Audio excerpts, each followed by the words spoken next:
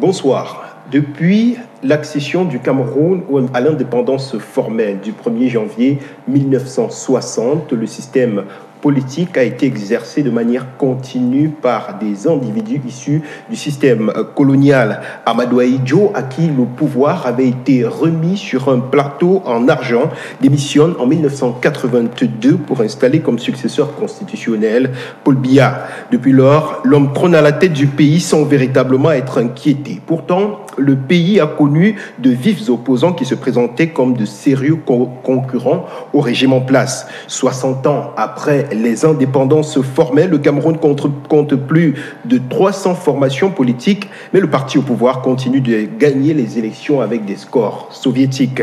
Pourquoi l'opposition peine-t-elle à s'affirmer sur la scène politique au Cameroun? Telle est la grande question que nous poserons à notre invitée de ce soir. Elle est sur notre plateau, c'est une dame, elle s'appelle Yelena Dolvi Petengue. Bonsoir. Bonsoir. Alors, je rappelle que vous êtes juriste de formation, titulaire d'un Master 2 en relations internationales obtenu à l'Institut des relations internationales du Cameroun. Vous êtes également auteur du livre « La contribution des partis politiques d'opposition en Afrique francophone » paru aux éditions universitaires européennes. C'est bien cela? C'est ça. Alors, première question, revenons sur cette grande annonce du 10 septembre dernier, faite par le président de la République du Cameroun, Paul Biya, annonçant la tenue d'un grand dialogue national. Et quand on suit l'actualité, on se rend compte que le dialogue aura finalement lieu du 30 septembre au 4 octobre prochain. Votre regard sur cette initiative du président de la République qui vise, il faut le dire, à apporter des solutions concrètes aux revendications des populations dans les régions du nord-ouest et du sud-ouest, mais aussi et surtout à l'ensemble des Camerounais. Oui, c'est une initiative à saluer, parce que nous savons tous ce que la crise anglophone crée au Cameroun et aux Camerounais. Oui. Nous avons vu les vidéos des jeunes filles qui se sont fait violer. Oui. Nous avons vu un reportage à Douala, je crois, qui se prostitue à 500 000 francs. Oui. Nous l'avons vu. Et aussi, depuis 3 ans, 4 ans, les enfants peinent à aller à l'école. Oui. Nous savons que même en période de guerre, le droit à l'école, le droit à la santé, ce sont les droits fondamentaux. Bien sûr. Donc, vraiment, c'était une bonne initiative. Est-ce que vous attendiez mieux du chef de l'État dans ce discours inhabituel? Non. Je savais qu'il allait parler de la crise anglophone parce que c'est le problème...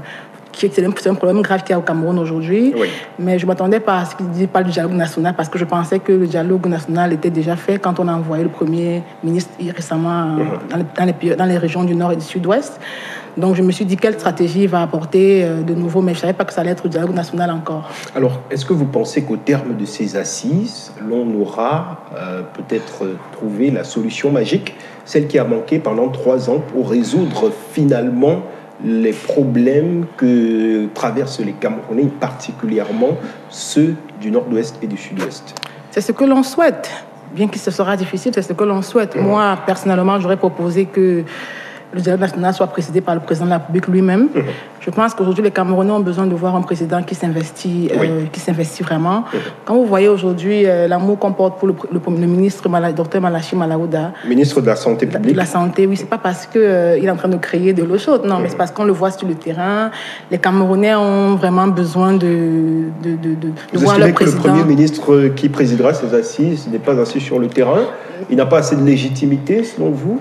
Je pense qu'il est parti. On l'a vu dans les régions du sud, du nord-ouest. On n'a rien vu. Donc, je me dis que cette fois-ci, le président de la République doit dire d'abord de départ, le discours est inhabituel.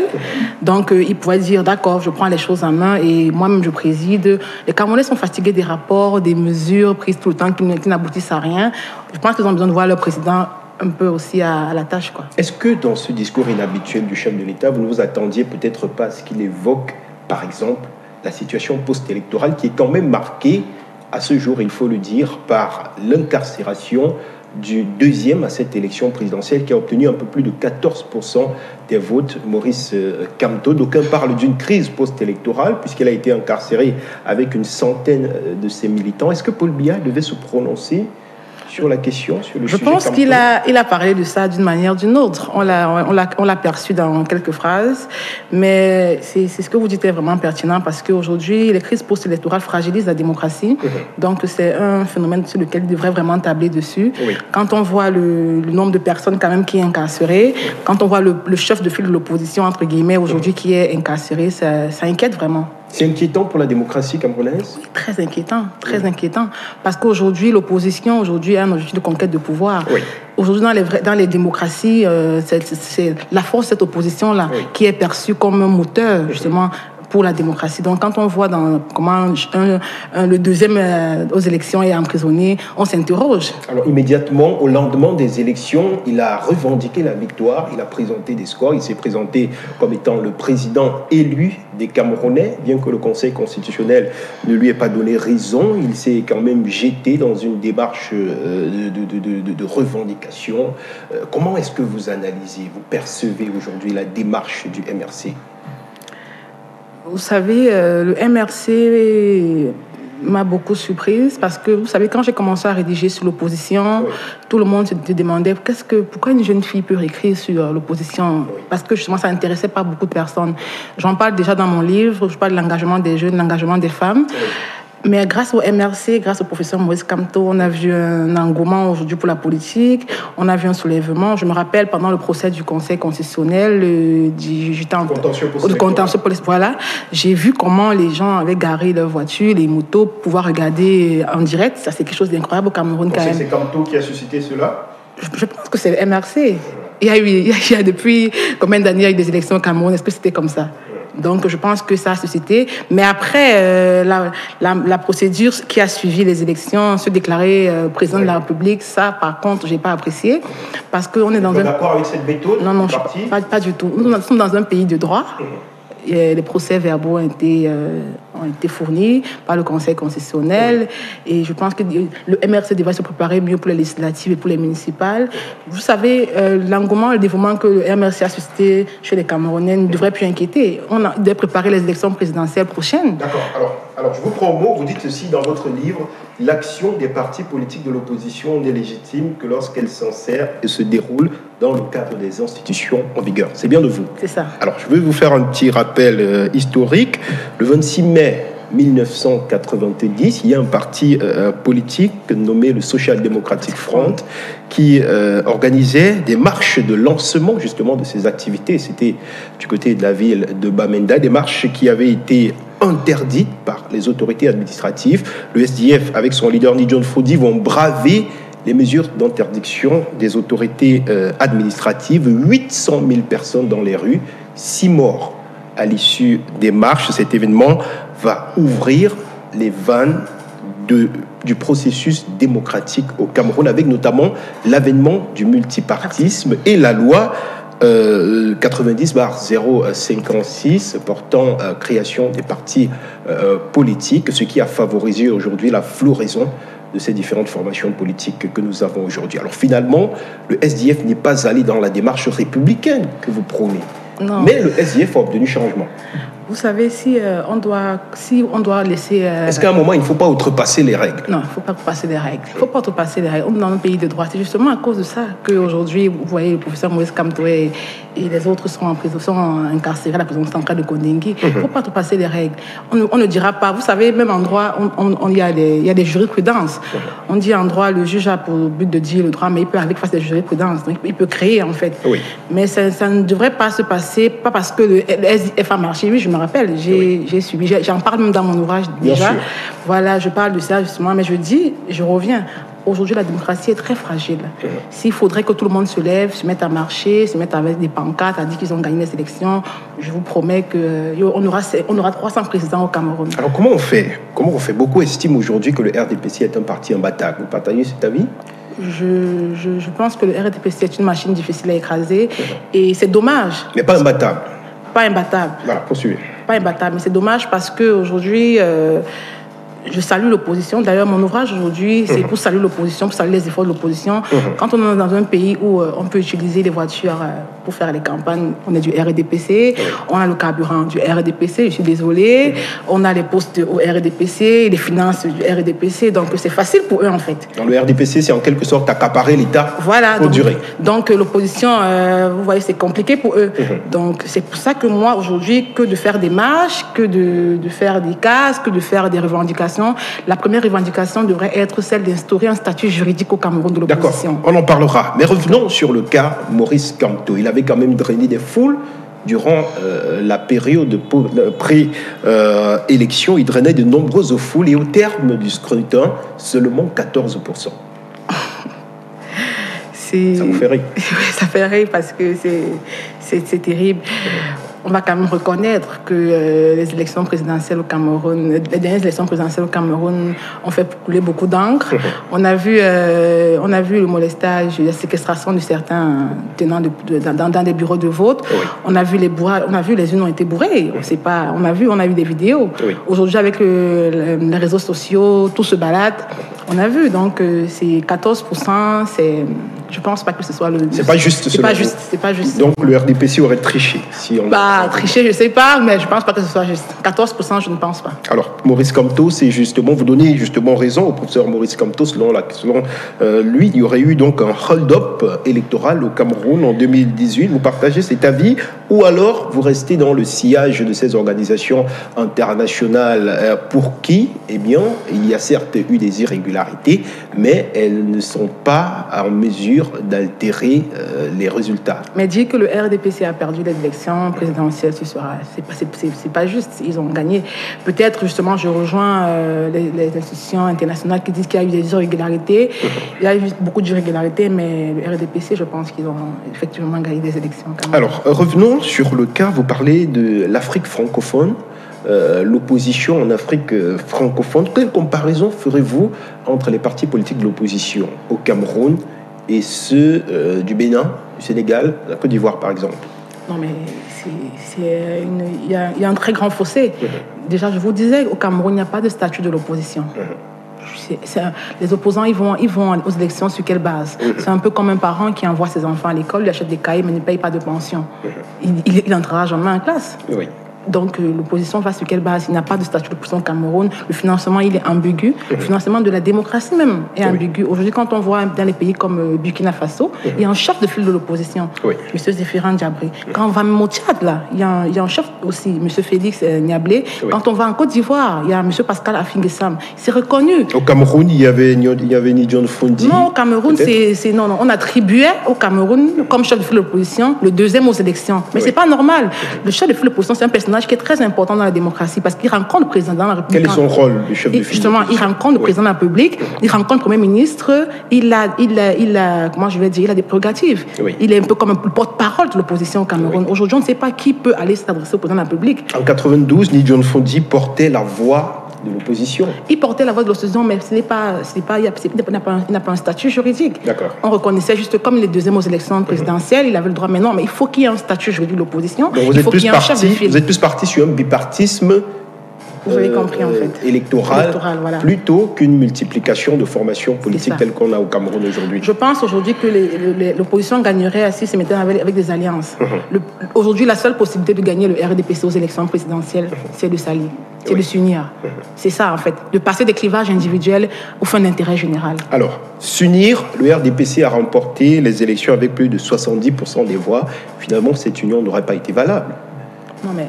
Vous savez, il y a des Camerounais qui ont voté après par dépit, ils étaient fâchés. Jusqu'à la dernière minute, vous avez vu comment les Camerounais voulaient qu'il y ait des alliances. À la fin, quand on voit que justement des gens ont pensé à eux, n'ont pas pensé au peuple camerounais, les gens se sont dit pourquoi ne pas aller voter plutôt le président Biya. Moi, je pense que si on avait vu cet engouement des leaders des partis politiques d'opposition qui s'étaient mis ensemble, les Camerounais allaient être plus motivés. C'est ça le problème. Il faut créer cette motivation aux électeurs. Alors, il y a sans doute une faible motivation de l'électorat camerounais. Seulement 3 500 000 personnes qui sont allées aux urnes sur près de 24 millions de Camerounais. Comment est-ce que vous expliquez cela? Pourquoi les Camerounais sont-ils aussi réticents à la démocratie? justement c'est une question que je me pose aussi dans mon ouvrage. Je pense qu'il faut revoir l'âge qui permet de voter. Il faut la majorité électorale. Je pense qu'il faut revoir.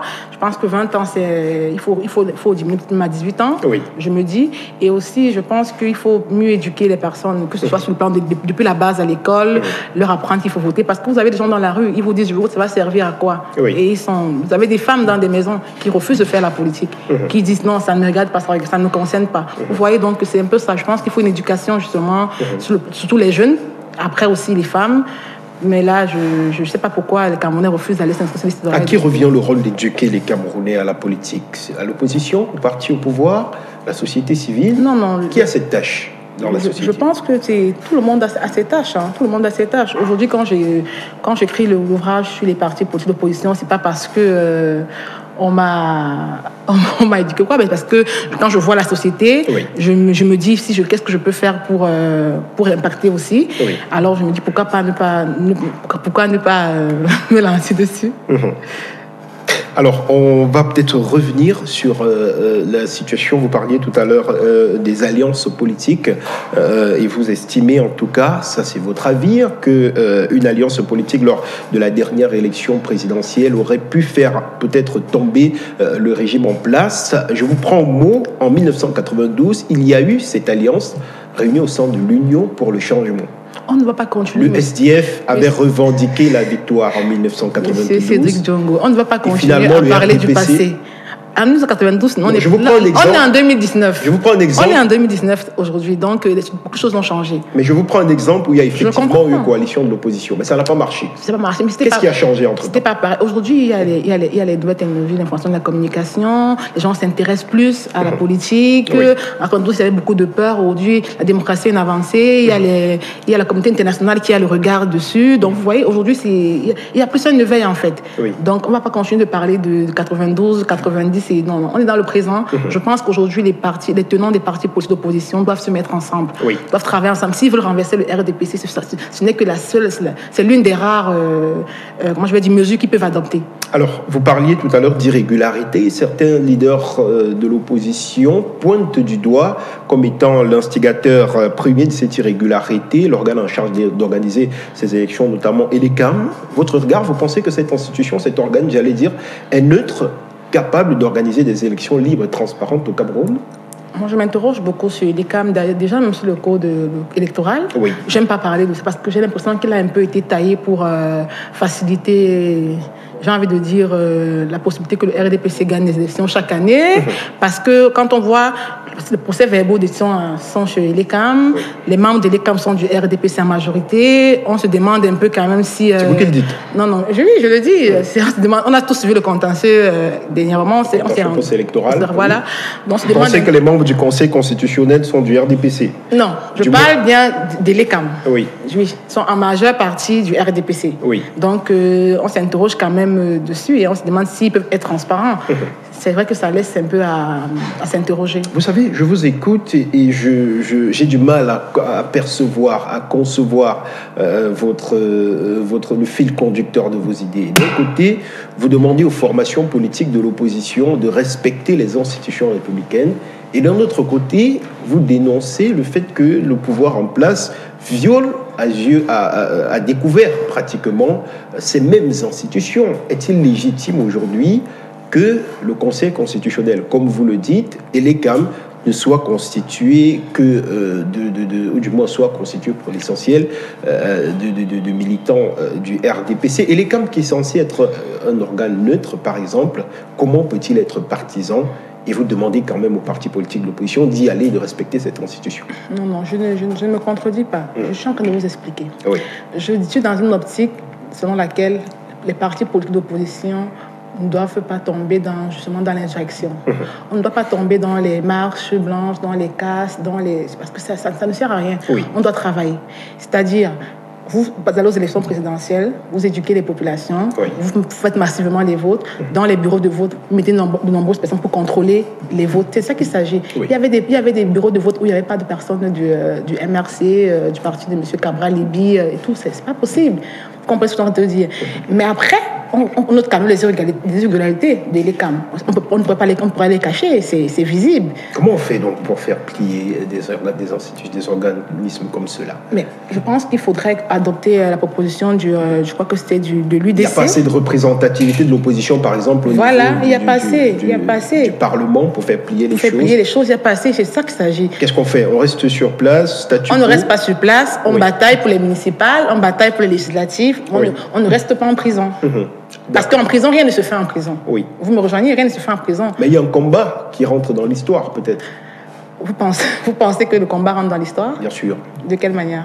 Eh bien, vous avez une formation politique qui est sortie première, deuxième à une élection, qui se retrouve au lendemain de cette élection en prison avec une centaine de ses membres. Mais vous savez quand même... Ça va être écrit dans les livres d'histoire. Monsieur, vous savez quand même que quand on prend le dossier, si on prend le dossier du MRC, quand on vous déplie les plaintes du MRC, c'est valable, leur arrestation. Vous savez quand même ça? C'est valable? C'est valable, mais si on commence à déplier là et qu'on se met à dire ils sont allés à l'encontre.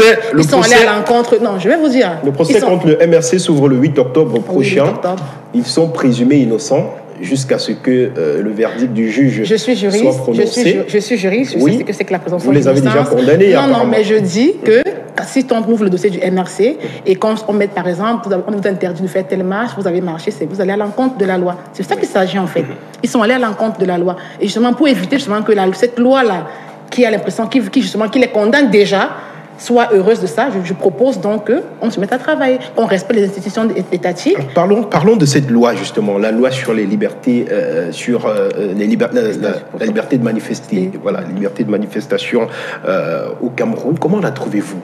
Elle est bien faite, telle qu'elle est conçue aujourd'hui. Elle donne la possibilité à l'autorité administrative d'interdire s'il le veut, même si l'interdiction reste une exception. Aujourd'hui, elle a été systématisée lorsqu'il s'agit des formations politiques de l'opposition. Presque jamais les partis au pouvoir ne voient leur manifestation être interdites. Moi, j'ai un problème avec ça parce que je me dis, on peut encadrer les marches politiques. Oui. Le refus, souvent, je me pose des questions. On est au XXIe siècle, on est dans un pays qui se dit démocratique. Interdire encore les marches, vraiment, c'est... On ne comprend pas ce qui se passe. Oui. Moi, je propose pourtant qu'on permette les marches, mais qu'on les encadre. Donc, c'est terrible quand même. D'accord. Je ne suis pas d'accord avec justement ce refus qu'on a rencontré ces derniers temps pour les marches de formation politique. Voilà.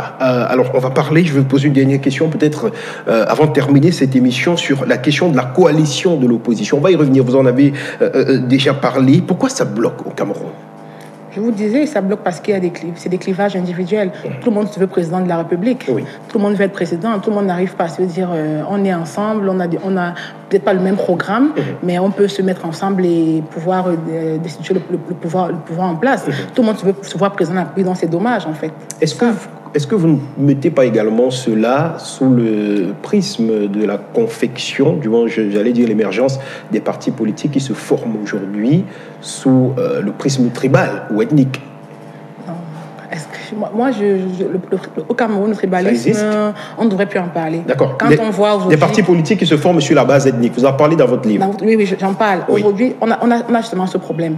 Parce qu'aujourd'hui, vous allez voir, quand tu vois les réseaux sociaux, et comme une liste de ceux qu'on a arrêtés au MRC, on dit, regardez, ils sont juste tous de l'Ouest. Mais c'est terrible. Aujourd'hui, quand on voit les postes qu'il y a dans le MRC, on sait c'est pas juste de l'Ouest. On sait ceux qui gèrent le MRC, on sait ceux qui gèrent le parti politique de Cabral Libye, on sait comment ça se passe. On sait ceux qui sont au RDPC. On sait qui était longtemps le secrétaire général du RDPC. On ne peut pas parler de tribalisme encore aujourd'hui, justement, mais c'est ça. Aujourd'hui, il y a des personnes qui aimeraient gérer leur parti politique, justement, tribaliste, ethnique et autres. Mais c'est le parti au pouvoir qui accuse d'autres formations, par exemple. Non, mais je pense que c'est tous les Camerounais qui s'accusent. Il n'y a pas de parti au pouvoir. Parce que moi, je me rappelle une fois, le parti politique de M. Cabral Libye, justement, je suivais un débat et on en parlait. On disait non, mais pourquoi est-ce qu'il faudrait qu'il aille commencer à l'ouest ou bien au nord alors qu'il doit commencer sur ses frères? Moi, je disais, mais je pense qu'il répondait, il disait que non, quand vous êtes Camerounais, vous êtes Camerounais du nord au sud, de l'ouest à l'est. Il n'y a pas justement ce prisme de tribaliste et tout. Vraiment, je pense qu'on devrait éloigner ça sur le parti politique. Alors, le MRC, parti politique Bamileke, l'UPC, parti politique Bassa, le SDF, parti Anglo-Bami, des préjugés comme ça que vous voulez qu'on éloigne. Est-ce que ce n'est pas une stratégie ourdie par le régime pour déstabiliser cette opposition? Et ça marche. Non, c'est pas une stratégie. Ça pourrait être une stratégie parce que, si vous savez, on n'a pas envie de commencer à compter, de dire combien de Bamileke il y a au Cameroun, combien de Bassa au Cameroun. Si on allait là, ça allait. Vous allez, quand vous sortez, quand vous rencontrez des gens, quand vous faites des interviews par rapport au livre comme j'ai fait, vous vous rendez compte que ça n'a rien à voir en fait. Des Bamileke soutiennent Mordicus, le président Paul Biya, ils sont prêts à mourir pour lui. Vous voyez des bêtis qui sont contre le pouvoir en place, qui disent M. Maurice Kamto mérite d'être là. Vous voyez des gens de l'Ouest qui raffolent. Alors, dans la région du Sud, le président de la République a gagné avec des scores soviétiques, je le disais, pratiquement 99%. Mais il a aussi gagné au Nord. Voilà, il a également gagné à l'Ouest. Comment comprendre alors que... Voilà. Qu'on puisse parler de tribalisme alors qu'un président... Voilà, c'est ça. Donc, justement, c'est ça que je parle. Je vous dis justement que ça n'a pas de sens, en fait. On devrait éloigner cette possibilité quand on veut se présenter en tant que Camerounais, pas en tant que Bamileke, en tant que Bassa. Ça n'a pas sa place, en fait. Oui. Voilà, merci. On va peut-être terminer cette émission avec cette question. C'est vrai que j'ai dit que nous terminions déjà. Comment aujourd'hui, quelles sont les solutions que vous préconisez pour que l'opposition camerounaise puisse peut-être, dans un avenir proche ou lointain, conquérir le pouvoir? Moi, je pense d'abord qu'on devrait favoriser la crédibilité de l'administration électorale. Oui. C'est un très grand problème. Aujourd'hui, on se rend compte que la crise post-électorale fragilise la démocratie. Oui. On doit penser à mettre en place le statut juridique de l'opposition. Bien sûr, oui. Parce que ça permet un meilleur financement. Je le disais tout à l'heure, les tenants doivent passer des clivages individuels à des fins d'intérêt général. Oui. Penser à tout le monde, pas seulement à eux. Je pense aussi à l'éducation aussi des électeurs. Et là, vous parlez de la coalition de l'opposition. Voilà. Je pense aussi à l'activité éducative des électeurs. On doit éduquer maximum. Et aussi la lutte contre la pauvreté et la corruption. Parce que ça fragilise vraiment. C'est lié? Oui, c'est lié. Quel est le lien, par exemple? Les pays, la pauvreté fragilise la démocratie. La fragilité fragilise la démocratie. Donc, justement, on doit lutter contre ça, lutter contre la pauvreté, contre le chômage, contre la corruption. Oui. Parce que ce sont des pans, justement, qui fragilisent la démocratie. D'accord. Voilà. Merci à vous, Yelena Dolvi, d'être passée par ici. Je rappelle que vous êtes également présidente de l'association Un plat et un plan pour tous. Alors que nous sommes arrivés au terme de cette émission, je vous donne la possibilité de dire peut-être un mot sur vos activités, sur votre actualité aussi au sein de cette association. Oui, je suis la présidente de l'association Un plat et un plan pour tous, qui s'occupe des enfants orphelins, aveugles, sourds et muets, qui s'occupe de ces enfants sur le plan nutritionnel, sanitaire, éducationnel et aussi insertion professionnelle. On a déjà fait 8 régions. On a fait 7 régions dans le Cameroun. On a fait la 8e région. Là, ce sera lundi, le 30, à Douala. Oui. La région du littoral. On s'occupe des enfants, comme je disais, aveugles, sourds et muets, qui n'ont pas la chance de pouvoir s'instruire, aller à l'école, se nourrir, se vêtir, se soigner et pourquoi pas s'insérer aussi. Comme vous savez bien, ici, c'est Humanitarian TV, à chaque fois que vous en voudrez, pour des besoins de communication sur des activités comme cela, n'hésitez surtout pas de nous en faire part. Merci à vous, Yelena Dolvi-Petengue, d'être passée par ici. C'est un plaisir de vous avoir reçu sur le plateau de l'émission L'Invité. Quant à vous, chers téléspectateurs, je vous donne rendez-vous samedi prochain, lorsqu'il sera 21h avec un nouveau client. Bonsoir. Merci.